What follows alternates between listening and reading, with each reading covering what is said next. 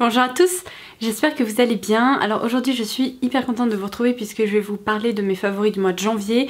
Accessoirement il va également y avoir quelques favoris du mois de décembre parce qu'à la fin du mois de décembre je vous avais proposé mes favoris de l'année 2018 au global et je m'étais pas concentrée sur de récentes découvertes. Donc aujourd'hui je vais vous proposer un récap de tout ce que j'ai testé, adopté, approuvé, adoré ces dernières semaines. Avant de commencer, si vous n'êtes pas encore abonné à la chaîne, n'hésitez pas à le faire en cliquant sur le bouton s'abonner ci-dessous, c'est gratuit, ça vous permettra de ne louper aucune de mes futures vidéos. Et si vous aimez les vidéos favoris, n'hésitez pas à liker celle-ci. J'attends d'ailleurs vos commentaires sous cette vidéo pour pouvoir lire vos récents favoris, vos récentes découvertes. Ça sera avec grand plaisir, vous savez que je vous lis à chaque fois. Donc on ne change pas nos bonnes habitudes. Aujourd'hui je vais commencer avec des favoris random pour ensuite passer à la beauté. Alors je commence tout d'abord par une série qui s'appelle How to Get Away with Murder. Je vous laisserai un visuel sur l'écran. C'est une série qui était très populaire il y a à peu près 4 ans je dirais quand elle est sortie. Ça doit bien faire 4-5 ans maintenant. J'en avais énormément entendu parler et en fait j'avais jamais vraiment regardé. Je dirais qu'à la fin du mois de novembre, début du mois de décembre, on s'est lancé dans cette série avec mon chéri et je pense que vous allez le comprendre, mais on a vraiment beaucoup aimé puisqu'on en est actuellement à la saison 4. On a d'ailleurs bientôt terminé la saison 4. Alors moi personnellement j'ai adoré, mon chéri trouvait ça peut-être un petit peu gros par moment et je dois dire qu'il a peut-être un petit peu raison sur certains points, mais je trouve que l'intrigue est tellement bien ficelée, tellement étonnante qu'à chaque fois on a envie de regarder l'épisode suivant. Donc comme d'habitude je vous laisserai des liens en barre d'infos si jamais vous voulez vous renseigner un petit peu sur tout ce dont je vais vous parler, mais pour le petit pitch rapide, en fait dans cette série on suit Annalise Keeling qui est une avocate et elle a donc à la fois son cabinet où elle défend des clients et en parallèle elle est également prof à l'université. Et parmi la promo d'étudiants qui assistent à son cours, elle sélectionne 5 personnes qui vont avoir le privilège de travailler avec elle dans son cabinet pour vraiment avoir un pied dans le métier d'avocat. Et bien évidemment les choses ne vont pas vraiment se passer comme prévu. Il va y avoir un drame qui finalement deviennent plusieurs drames, mais ça vous le découvrirez au cours de la série. Il y a énormément de suspense, c'est une série qui fonctionne par le biais de flashbacks, donc souvent au début d'une saison on sait ce qui va se passer à la fin mais on sait pas pourquoi ni comment. Et au fur et à mesure des épisodes, eh bien on arrive à la scène finale et donc on en apprend vraiment plus sur tout ce qui s'est passé. Je trouve que c'est vraiment hyper bien fait parce que ce n'est jamais prévisible. À chaque fois on est hyper étonné, il y a des rebondissements où ça finit par brouiller les pistes. Bref, si vous aimez ce genre de série à suspense, eh bien franchement regardez-la parce que je suis sûre que vous allez l'adorer. Et d'ailleurs à cause de cette série on est complètement en retard sur les autres séries qu'on regarde comme Young Sheldon ou encore Modern Family, donc il va falloir qu'on rattrape un peu notre retard, mais j'ai bien envie de terminer la saison 4 de How to Get Away avant de repasser aux autres. Alors si vous avez visionné mes dernières vidéos haul, ça va pas du tout être une surprise, mais dans mes favoris du mois j'étais absolument obligée de vous citer ces bottes de la marque Ogle ou Ogle, je vous laisserai comme d'habitude toutes les références en barre d'infos. Je vous en ai parlé, je vous ai dit que ces petites bottines, je les trouvais hyper élégantes, hyper confortables, mais j'ai largement eu l'occasion de les porter et en fait je ne porte plus qu'elles. Je les ai prises en 2 couleurs, donc cette espèce de couleur un peu marron cerise et également en camel. C'est dommage qu'ils proposent pas plus de couleurs parce que sincèrement je craquerais avec plaisir. Ces bottines sont absolument incroyables, elles sont tellement confortable, c'est hallucinant. Moi qui suis d'habitude pas du tout une fan de talons assez fins comme ceux-là, et bien là je peux crapahuter avec ces bottines toute la journée, je n'ai jamais mal aux pieds. Il y a quelques jours j'ai enchaîné les rendez-vous, j'ai pas arrêté de marcher et à aucun moment j'ai eu mal aux pieds.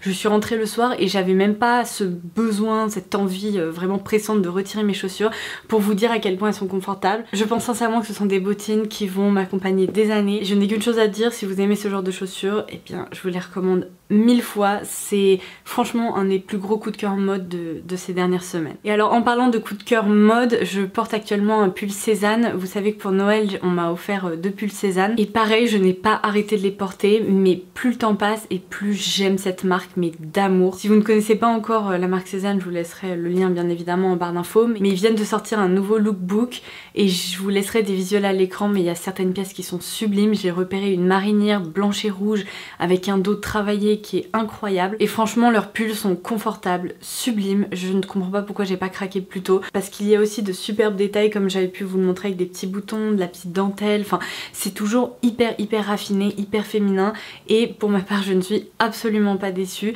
Maintenant j'ai envie de dévaliser l'e-shop en ligne, donc j'essaye de me contenir mais ça va être difficile parce que franchement la nouvelle collection est vraiment très belle. Donc sur ce c'est terminé pour les favoris random, maintenant on va passer à la beauté. Alors je vais commencer par deux palettes qui m'ont agréablement surprise et qui m'ont vraiment convaincue ces dernières semaines. Tout d'abord la palette New Nude de Huda Beauty. Je l'ai testée avec un tout petit peu de retard parce que j'ai pas trop eu le temps de me pencher sur son cas quand elle est sortie. Donc bon, j'étais un petit peu à la bourre mais c'est pas bien grave. Cette palette est tout de même très récente et sans surprise elle correspond tout à fait à ce que j'adore, c'est-à-dire un mélange de texture, un mélange de couleurs qui permet à la fois de réaliser des looks plutôt marron chaud ou bien plutôt rose mauve.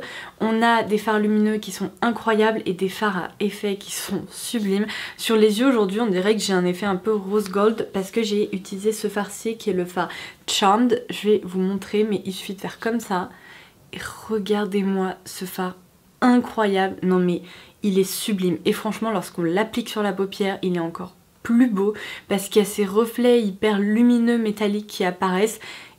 Incroyable. Les fards que je préfère dans cette palette ce sont bien évidemment les fards à effet comme Charmed, comme Daydream, Crave que j'ai beaucoup utilisé également. Mais les fards mat sont hyper faciles à travailler et oui les palettes Huda Beauty coûtent cher mais moi je ne cesserai jamais assez de vous le répéter. Les fards à paupières sont d'une excellente qualité, ils se travaillent vraiment très bien et franchement ces palettes font partie de mes préférées, que ce soit les plus petites qui font partie de la gamme Obsessions ou bien les plus larges comme ça. Bah je l'adore, j'arrête pas de m'en servir et comme vous pouvez le voir en ce moment j'adore les couleurs un peu neutres, roses, toutes douces comme ça, un peu pastel et donc ce genre de fard et ce genre d'harmonie et bien ça s'accorde parfaitement à mes tenues. Et la deuxième palette qui m'a agréablement surprise c'est la Spice of Life de Zoeva. Vous connaissez un peu mon passif avec les palettes Zoeva, il y en a certaines que j'adore, d'autres qui m'ont vraiment déçue pour le coup parce que je trouvais les fards hyper ternes. Lorsqu'on les appliquait sur la paupière, la pigmentation devenait tellement terne que c'en était vraiment pas joli, mais alors celle-ci pour le coup elle est très réussie. Si vous aimez ces teintes justement un peu chaudes, un peu rougeâtres, bah je pense qu'elle vous plairait vraiment.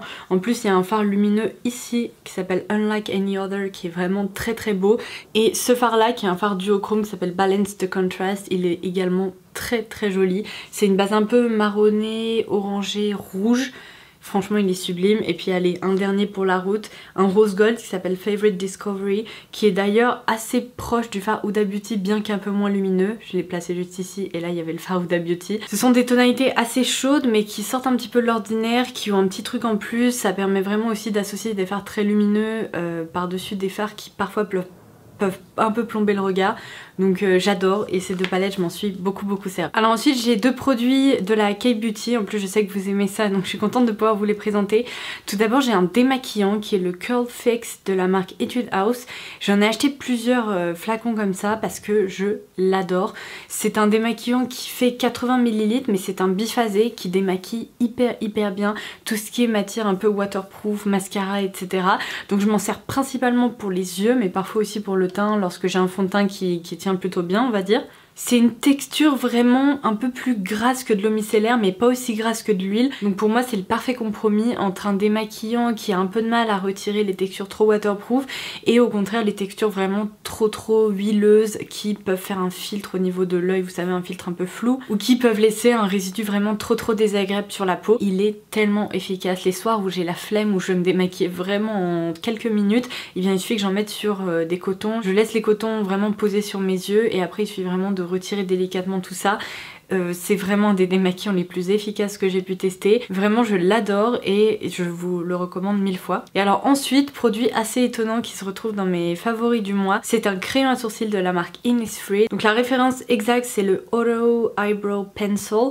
Alors là j'ai pas la teinte, je vous la laisserai en barre d'informations. Ah si pardon, c'est la teinte numéro 4 Ash Brown. Et alors j'en ai testé plein des crayons pour les sourcils de marque de la K-Beauty, que ce soit Etude House, Olika et compagnie. J'en ai vraiment testé beaucoup et je n'ai jamais réussi à trouver une texture qui me plaisait et une couleur qui me plaisait parce qu'en fait j'adore les crayons à sourcils un peu taupe mais qui soit pas trop gris et j'ai l'impression que dans les marques coréennes il y a beaucoup de couleurs de crayons à sourcils qui ont tendance à tirer vers le gris mais vraiment très présent et ça donne un look très étrange dans mes sourcils, tandis que là c'est la teinte parfaite. C'est évidemment le crayon à sourcils que je porte aujourd'hui, il coûte beaucoup moins cher que tous les autres crayons à sourcils du marché qui sont un peu incontournables en France, que ce soit celui d'Anastasia Beverly Hills ou encore les crayons à sourcils Benefit, et là pour moi j'ai trouvé une alternative parfaite. Donc d'un côté on a un goupillon très pratique qui permet vraiment de diffuser la matière et de l'autre côté on a un crayon à sourcils tout ce qui est de plus classique, c'est-à-dire une pointe assez fine en biseau qui permet vraiment de reproduire l'apparence des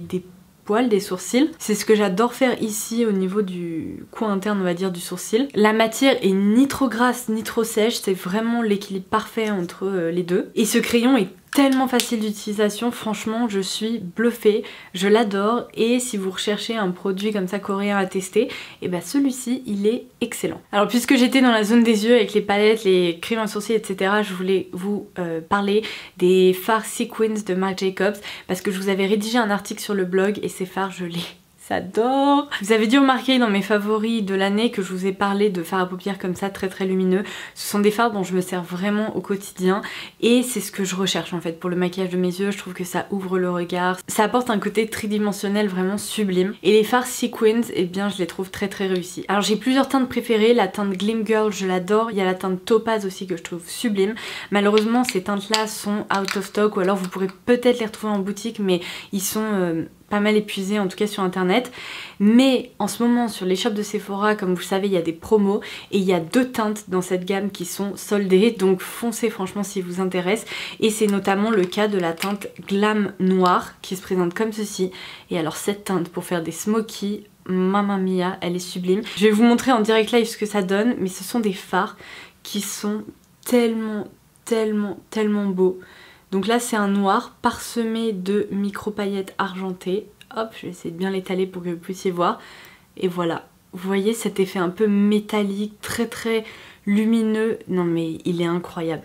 Franchement, ils sont sublimes ces fards. Alors c'est sûr que les couleurs les plus portables, eh bien, ce sont celles qui sont parties en premier parce que clairement quand on a des fards comme ça, bah, tout le monde a envie de pouvoir les porter au quotidien. Mais si vous êtes une adepte de smokey eyes ou que vous recherchiez un fard de ce type là, et bah n'hésitez pas trop longtemps parce qu'ils sont soldés, donc autant en profiter. Alors je vais passer à 2 produits pour le teint. J'ai redécouvert ces dernières semaines ce produit de chez Maybelline. C'est l'instant anti-âge effaceur. Je suis presque sûre que ce produit s'appelait pas comme ça il y a encore quelques années, il devait s'appeler l'efface-yeux ou quelque chose comme ça parce que ma mère est une adepte de ce produit. Il me semble que quand j'étais au lycée, elle avait déjà ce produit dans sa trousse de maquillage, donc pour vous dire à quel point il existe depuis longtemps. C'est un peu un incontournable chez Maybelline. Seulement, mon gros problème c'est que je l'avais déjà testé, mais à l'époque, je me souviens il y a encore quelques années, il y avait vraiment très peu de choix de teintes et la teinte la plus claire était tellement jaune, presque orangée, beaucoup trop foncée pour moi et du coup j'ai jamais vraiment pu m'en servir, alors que là ils ont sorti une teinte qui s'appelle 00 Ivoire qui est ma teinte parfaite, qui est vraiment la teinte parfaite pour les peaux claires. Comme vous pouvez le voir, c'est vraiment une teinte ivoire un peu porcelaine assez classique. Je trouve que ce produit est ultra efficace et très facile d'utilisation au quotidien parce qu'on est sur tout simplement un packaging comme ça qui se twist, on a la petite mousse au dessus. Alors ça je suis pas fan, je trouve pas ça hyper propre et en même temps je me dis vu que ce produit a pas une durée de vie de 1 an, bon en gros pendant un moment vous en servez et puis après ça part à la poubelle donc c'est pas dramatique non plus. Mais ce qui est très chouette c'est que la texture elle est vraiment très fraîche et très légère, elle s'estompe hyper facilement au doigt, au pinceau, à l'éponge. Franchement c'est un produit extrêmement facile d'utilisation, rafraîchissant, qui a une couvrance qui n'est pas énorme et en même temps il donne vraiment un effet très réveillé au niveau de la zone du contour de l'œil. Il tient bien, enfin franchement il est super. Donc si vous cherchez un produit très couvrant, bah vous dirigez pas vers celui-ci parce que vous allez être déçu. Mais par contre si vous cherchez un produit comme ça très facile d'utilisation au quotidien, un peu multifonction, vous pouvez utiliser à la fois pour apporter de l'éclat, pour réveiller le regard et puis pour corriger des petits défauts qui soient pas trop rouges ou trop importants, et bah clairement il est super. Je suis vraiment ravie qu'il y ait une teinte ivoire maintenant dans cette collection. Le seul truc par contre c'est que je dois m'en servir depuis à peu près 5 semaines je dirais et vous voyez j'en ai déjà utilisé la moitié. C'est un produit qui part vraiment très vite et qui franchement pourra pas vous accompagner 3-4 mois hein. Je pense que sa durée de vie totale elle doit être de 2 mois si vraiment on s'en sert au quotidien. Donc c'est un produit qui se vide assez vite mais il est très efficace donc j'avais envie de le citer dans mes favoris. Il va vraiment falloir que j'aille retirer ça parce que je sens déjà la catastrophe où je vais en avoir partout sur mon pull adoré. Par contre je voulais aussi vous parler d'un autre produit pour le teint, c'est le nouveau fond de teint poudre Can't Stop Won't Stop de NYX. Je vous ai déjà parlé du fond de teint de cette gamme que j'avais testé et que j'avais approuvé, il est super, il est assez haut de couvrance et en même temps je trouve que son rendu sur la peau est très beau. Et bien NYX a élargi cette gamme gamme avec des anti-cernes que j'ai pas encore eu le temps de tester, des poudres libres et des poudres fond de teint. Alors moi j'utilise la teinte Fair qui est celle-ci, mais je m'en sers pas en tant que poudre fond de teint parce que j'ai la peau sèche et je suis pas hyper fan des textures comme ça, poudre à même la peau. En fait ce que je fais c'est que j'applique mon fond de teint, mon anti-cerne comme d'habitude, et au lieu d'utiliser mes poudres libres classiques, et bien je fixe mon teint avec cette poudre fond de teint. On est sur une poudre qui est plus pigmentée que la moyenne et ça donne vraiment un rendu sublime. Ça permet de parfaitement unifier le teint, fixer le teint, et en même temps aux endroits où vous aviez peut-être un peu moins de couvrance et des petites rougeurs, ça apporte cette petite pigmentation supplémentaire et j'adore le rendu de cette poudre. C'est celle que je porte aujourd'hui, j'en suis vraiment super fan. Donc les jours où vous avez envie peut-être d'une couvrance plutôt légère à moyenne, et bien vous pouvez très bien utiliser un pinceau assez dense et vous en servir en tant que fond de teint. Et les jours où au contraire vous voulez un teint parfait, et bien appliquez cette poudre par-dessus votre maquillage du teint. Vous allez être bluffé, elle est vraiment géniale et il y a plein de teintes qui sont proposées. Donc ça, bien évidemment, je valide. Ah, j'ai failli oublier, je vous ai cité 2 produits pour le teint, mais en réalité, il y en a un 3e. Si vous cherchez un correcteur plus concentré en pigments, vraiment plus couvrant, il y a le Overachiever Concealer de Huda Beauty, il est très bon.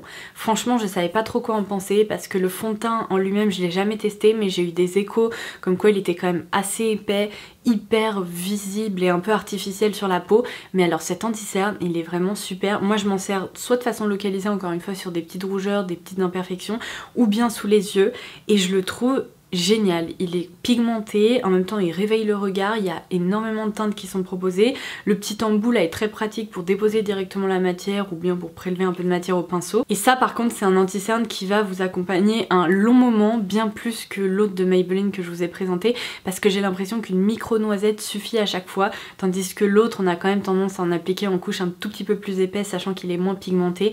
Donc ça c'est franchement une très belle réussite. En matière de rouge à lèvres, je n'en ai qu'un seul à vous présenter aujourd'hui, c'est celui-ci. C'est le rouge allure Liquid Powder de Chanel. Je vous avais déjà proposé un article à propos de cette gamme sur le blog, si jamais vous voulez aller lire ma revue détaillée, elle sera en barre d'infos ci-dessous. La teinte que je préfère c'est la teinte 956 et en fait ces rouges à lèvres ils sont hyper uniques. Quand je les ai testés je les ai adorés, mais en fait ils ne quittent pas mon sac à main. En fait j'adore le concept, j'adore la facilité d'utilisation, d'application au global, et leur texture est vraiment unique. Donc on est sur un rouge à lèvres déjà qui se visse, donc vous pouvez le glisser dans votre sac à main sans qu'il y ait le moindre problème, sans que vous vous retrouviez avec une catastrophe dans une poche de votre sac ou que sais-je. Et en fait on est sur un petit embout mousse comme ça, on squeeze un peu sur le packaging et on a un petit peu de rouge à lèvres liquide qui sort.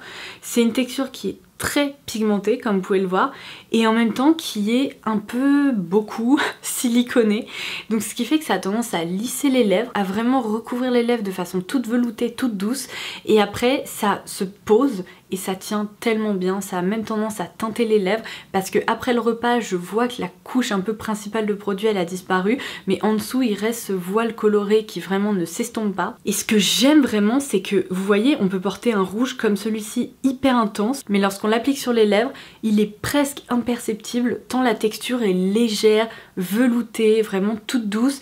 Pour moi c'est un rouge à lèvres qui se fait oublier, et je vais vous dire avec une couleur comme ça, et bah faut le faire. C'est dommage parce que je crois que dans cette gamme il n'y a que 6 teintes qui sont proposées, enfin c'est vraiment une gamme assez courte. J'adorerais que Chanel propose d'autres couleurs parce que c'est vraiment une superbe réussite. Donc voilà, un rouge à lèvres qui n'a pas arrêté de squatter mon sac à main ces dernières semaines. Bon, et je vais terminer par 2 favoris un peu hors catégorie, qui sont pas vraiment du maquillage, qui tombent un peu dans d'autres catégories justement. Donc tout d'abord j'ai cette trousse de pinceaux pour les yeux de chez Nabla dont je vous avais parlé au mois de décembre si je me trompe pas. À l'intérieur on y retrouve 10 pinceaux dans un format un peu voyage, mais qui peuvent tout à fait être utilisés au quotidien. Alors j'en ai encore quelques-uns dedans et puis il y en a d'autres qui sont dans ma salle de bain, donc je les ai pas tous récupérés, mais en gros je n'ai pas arrêté de m'en servir, je les trouve géniaux.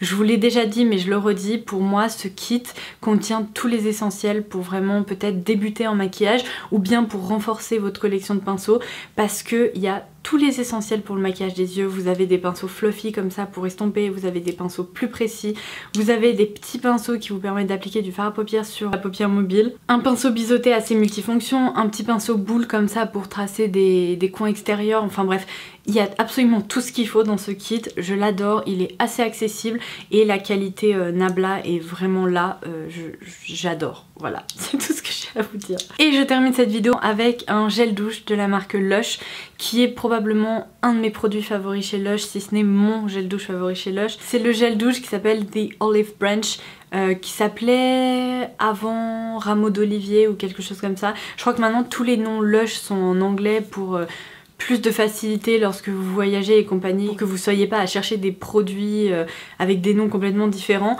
Mais du coup c'est tout simplement un gel douche à base d'huile d'olive équitable, de mandarine fraîche et de bergamote.